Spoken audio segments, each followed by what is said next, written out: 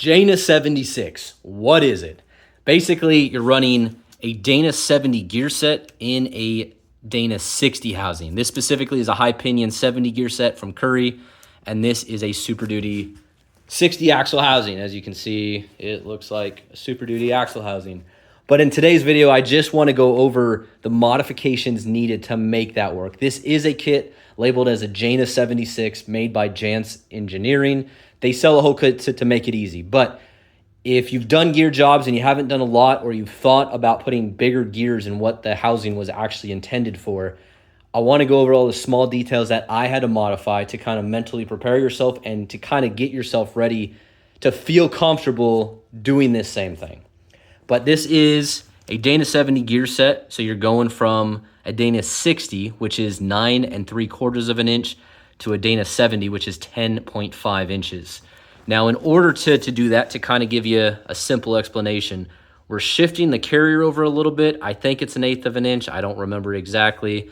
And then the pinion goes farther in the housing, about 1/4 inch, maybe a little bit more. I forget exactly there too, but it's something like that. But that's what makes it fit in the housing. Now, you do have to clearance stuff because the housing isn't made for this. So this bottom I haven't even touched, but you do got to open up this passage of where the gear has to go into. So I took all the material off on the top, since this is not where the oil seats, and this is still enough for a gasket to go there. But I did have to go this high to actually make this gear set fit without touching the bottom at all. But it just fits in there. Obviously, I got it in there now. But that is probably the least amount of material that you have to remove to fit the gear set and carrier in there in the first place.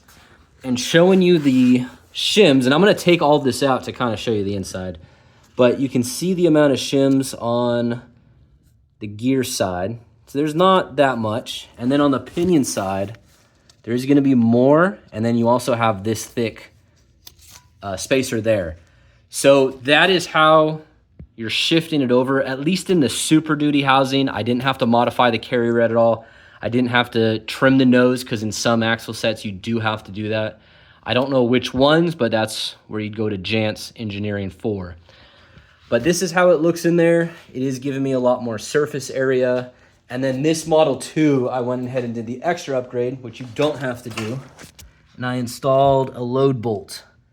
So what this does is when you ride, which in a high pinion is going to be in the reverse, so going reverse in the vehicle, when you're on this more of a slant on the gear case, because it's on a slant, it deflects more than going forward on this flatter face. And that load bolt, it sits about 2 thou off the back of this ring gear. And if it does deflect, it's only going to be able to deflect about 2 thou, and then it's going to hit that stop. So it's not something that drags along the ring gear the entire time. It's just there to help prevent deflection. The Curry Rock Jock axles have that feature built into it. A lot of drag racers have that built into their housings. So it's a common thing, just not common to modify a Dana 60 housing or any Dana housing and putting that in there. On this carrier, so this carrier is a Dana 70, Dana 80 carrier. They use the exact same carrier, the bolt spacing, and whatever this inside diameter of the gear set is called. That's exactly the same on both gear sets. It's just the 80 is obviously bigger. But because of that, this is where the load bolt sits. So you got plenty of space on the back of the ring gear here. And I did cut this housing down more. Let me pull this out and kind of go over more in depth. I'll go back to the case in just a moment to actually show you what has changed on the inside of it. But while I have this carrier out, I wanted to kind of go over what I had to cut down.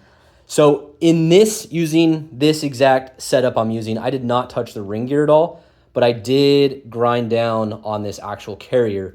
And you can see how I did it. I just threw it in the axle, used a grinder, and spun it.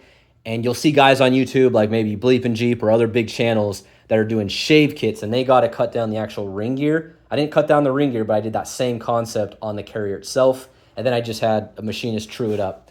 But that got me exactly where I needed to be for enough clearance between the load bolt and the carrier. So it needs to be spaced out a little bit, and it sits about right there on that load bolt.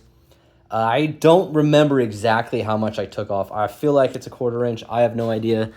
But maybe you guys can base it off of this, because this is from the factory. Obviously, that notch is bigger when it's new, but that has been slimmed down.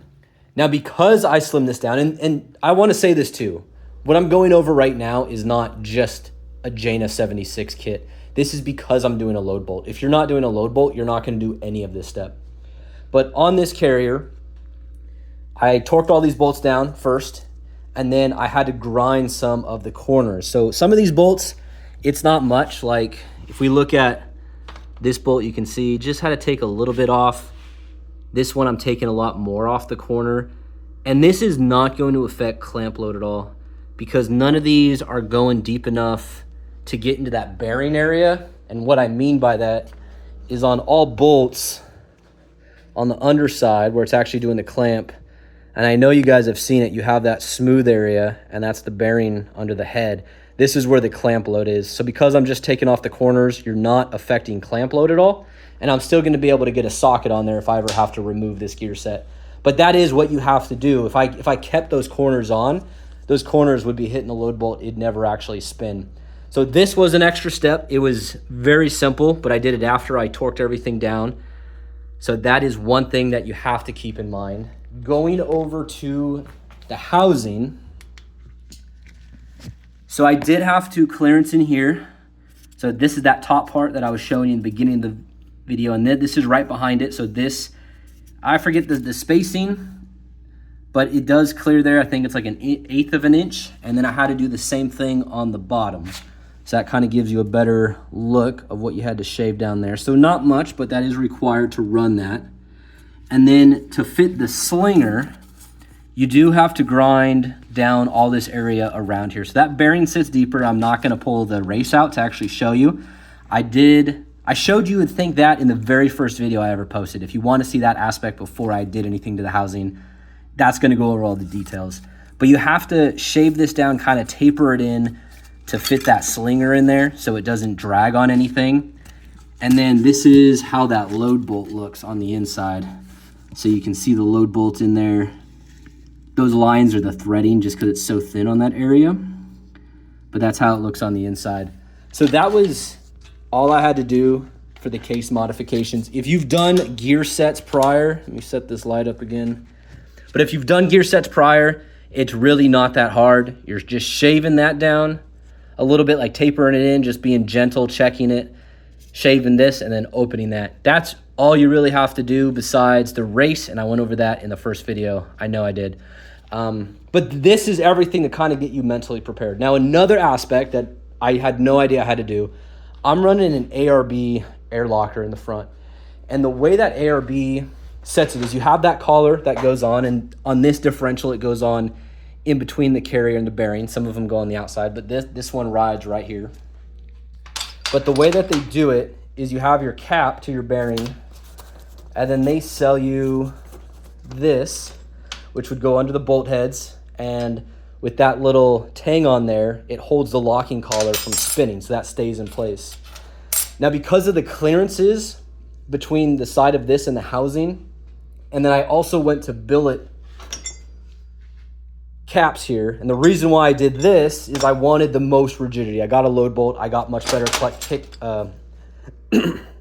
clamps than the actual cast ones. So I'm trying to make this as rigid as possible. So the thing that I had to do, since this was rounded out, as you can see my welds on there. But I had to get this in there, and then I had to figure out how deep and how close this had to go to hit that tang. So I have it spaced out about that much. Don't pay too much attention to the welds. I didn't want to put too much heat in this cap to distort anything since it is a machined precision piece. But that, and then I have the depth where I have it deep enough to where the bottom of it doesn't actually hit the collar. It's the sides of what it should be. So this is something I had to modify and do with these caps. I don't think there was any other way of doing that because those use socket bolts and they go inside of that, where on the factory one it's flat. So this thing works no problem. But that is something that kind of snuck up on me. I didn't expect that, but if you want to run an ARB, at least in this style, you're going to have to get creative. You're probably going to have to modify this anyways because, again, like if the factory's here, the 70 gear set sits farther towards the gear side, so you'll probably have to oval out those holes, which honestly will be super easy. But that's the in-depth overview. kind of gives you an idea of everything to make a Jana 76 happen.